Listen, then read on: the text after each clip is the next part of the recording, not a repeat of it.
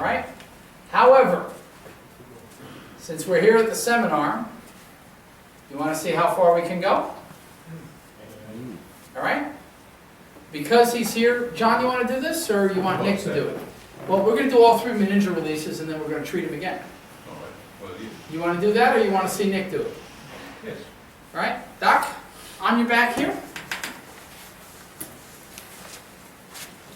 Do you want to do the strap one so it's on video? I'm sorry? Do you want to do the strap one? Yeah. Slide down.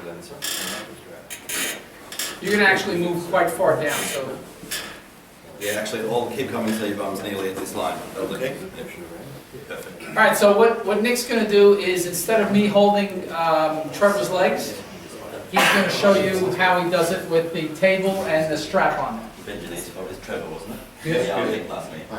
It's John's son. How did you know? Oh, I don't know. Yeah. Jesse, just a quick one. Yes. Bringing the legs up into that position.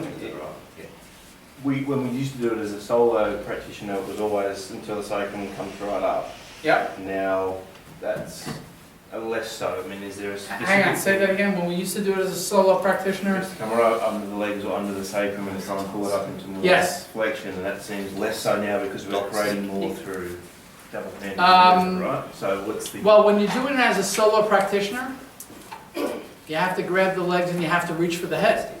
So you end up pulling it farther up. Sure. It's not necessary. It's just what you did to be able to reach the head. Yeah. Right? And I used to flex them more than you because your body's about this much longer than mine. Yeah. So, you know, but once you get this, once you get his legs here and they're about 90, the hips are about 90 degrees, you're not going to pull more. There's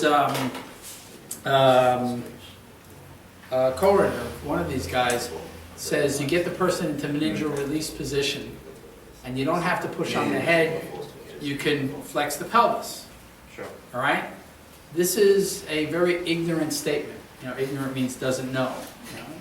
Doesn't mean stupid, it means ignorant. That might be true too. But, it might be. If he had read Bregg's book and really understood what he was talking about, he would have realized you can't tension the meninges from the bottom, right? Because of the surface area and whatever it is, there's a mechanism.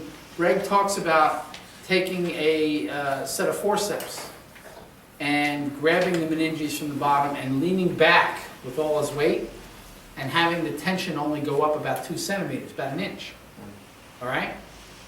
Whereas if you just flex the neck and the head, it tensions all the way down to the sacrum. Now, there's a mechanism that goes there, and it's got to do with size and all that, but don't worry about it. Nick? You would be good. Don't Or worry about it. maybe afterwards with All right. someone else. Yeah. You just, the bottom, the tension means almost nothing. Yeah. Right? When Lowell Ward developed meningeal releases, he was the first one who developed this type of meningeal release. He used to go indirectly, hold on to the coccyx and move the head. All right? It took me, I don't know how many years, you know, I was just following directions and then all of a sudden I started to think about it. It bothered the heck out of people. Now when you do a meningeal release in the proper direction and you do it correctly, it bothers people but doesn't hurt. This thing always would bother people and hurt, okay, or almost always.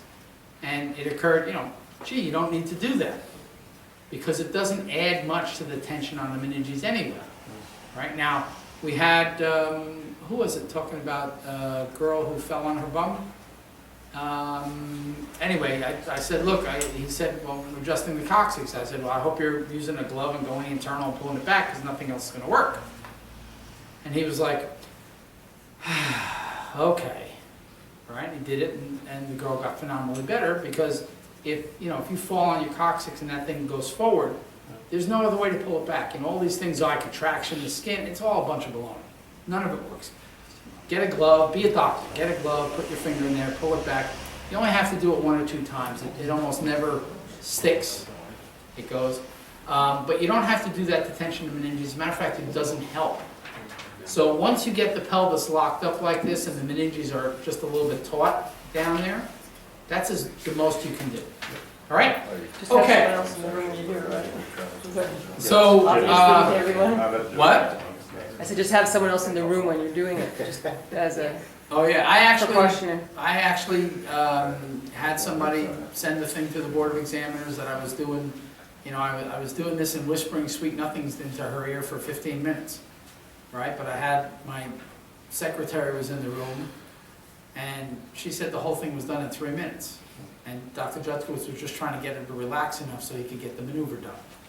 And that's the truth, and she was like this. I was like, take it easy, let it go. And, but that was, actually that case probably led to me discovering that you don't need to do that, right? Because I was like, there's gotta be another way, and then I realized you don't need to do it.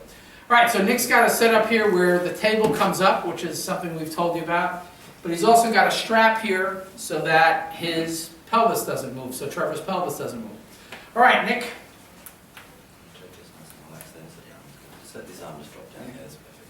Nice and relaxed, just don't help me too much.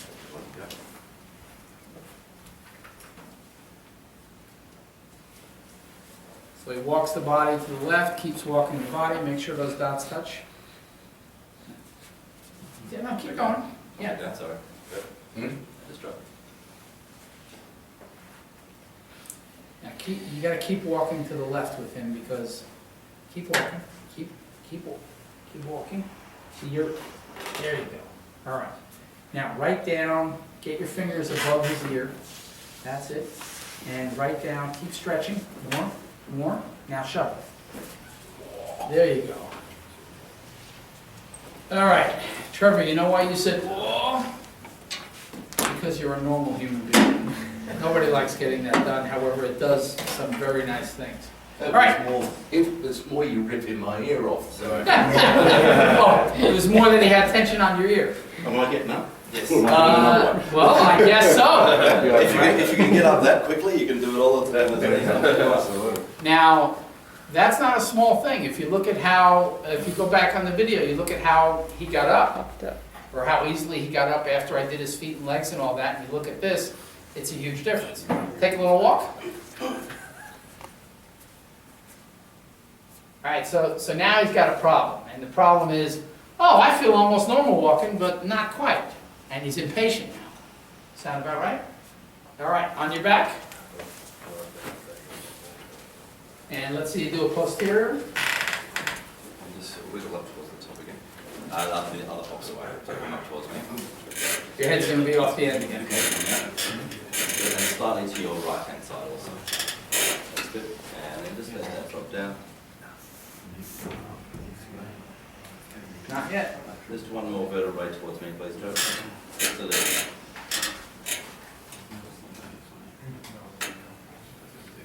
Not yet.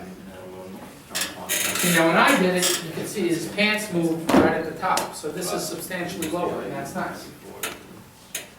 There you go. And some good legs, please. Let your head drop down. Let it drop straight down. Let it just hang so we're hanging in this position, okay? Let your body go. Let it come around that corner. Now drop your head back down. Let your head go. Now, hang on. You notice his body starting to turn? Yeah. So you got him stretched out a little bit too much. Just take a, no, get to there. Drop down. Drop your head again. That's good. And right there. So let his head go all the way into Drop down extension. here. You're Drop your head. flexing his head a little bit. All the way into extension. That's it.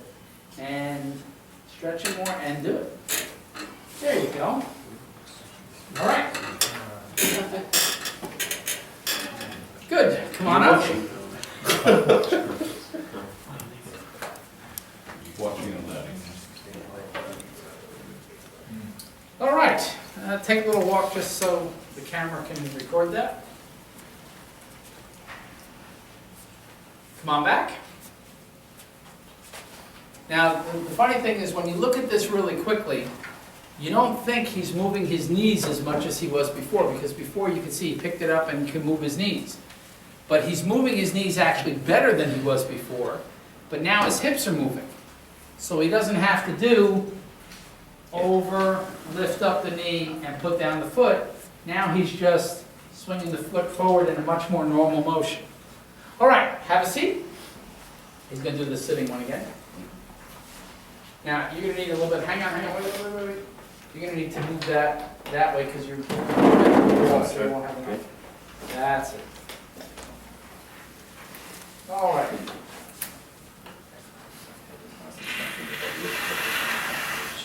Bring it back up so it sits on top of the rest of your body. Not too much, it's going to just look at it. Now, hang on. You gotta get these two fingers on the mastoid. That's it. Now, the other two fingers off his neck. Excellent. No, pull on the bottom. Hang on. So his nose is good. That's it. Pull on the bottom. Good. Good. Turn his head straight a little bit. And do it. There you go. Repeat after me. Gee, that was fun.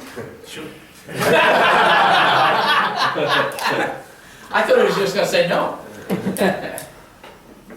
All right, you'll notice a little bit easier to get up. Last time you had to grab even harder. All right, take a little walk for the camera, please. And you'll notice the speed has increased a bit.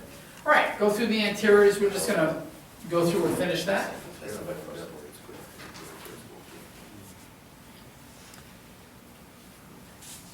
Now, if you look, you guys, especially from the front, he's like popped up. Wow. Right? So that's there. So I'm gonna talk while you're working it. So John, the limiting factor here is how fast his body can change on the inside. Okay? You know, we made large structural improvements right now, but you know, I talk about you correct the things that are out of place. You correct the things that are out of place that the body can't self-correct. You have to wait for the body to correct everything it can until it runs into the next step. Well, that's going to be your limiting factor. How fast can his body self-correct other things, and how fast can he remodel on the inside to get to the next spot? And all the things I said today are going to be true with him. So we're making a huge change today.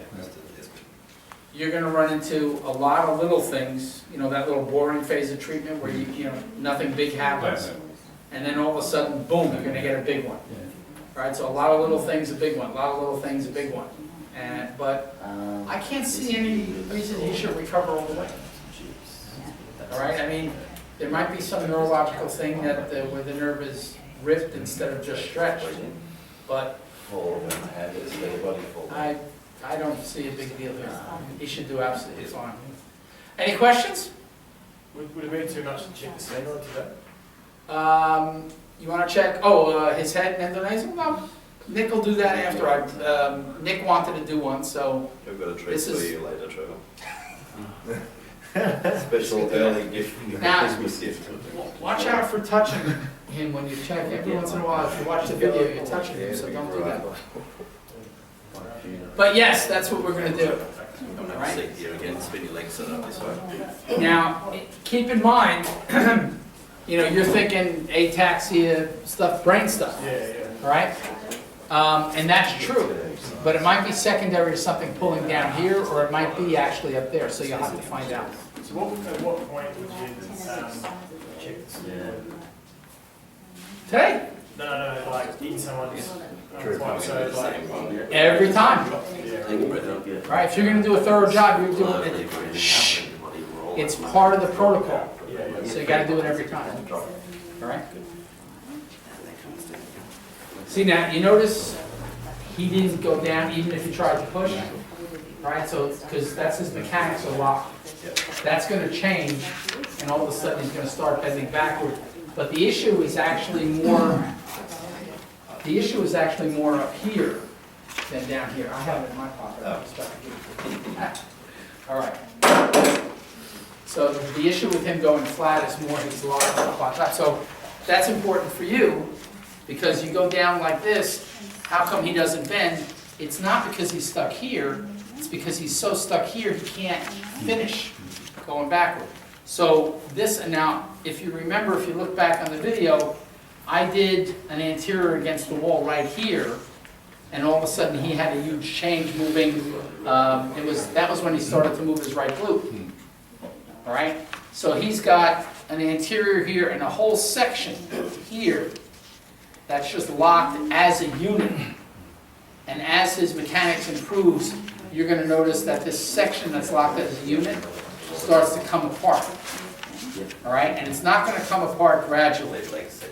You're gonna be treating him, and one day all of a sudden you're gonna go, oh my God, this thing, which is usually one solid thing, it's now two pieces. Do you want me to do the legs, Jess? What? Do you want me to do the legs again? No, you can leave that out, but once you check C7, check his head. And whether it's gonna be lower, whether it's gonna be upper, whether it's gonna be in the middle, And now full. I can't predict. If you give me full spine standing and sitting films, I can probably get a prediction on it if I measure everything out and do all the calculations, but it doesn't change the treatment plan, so it's a useless thing to do. All right.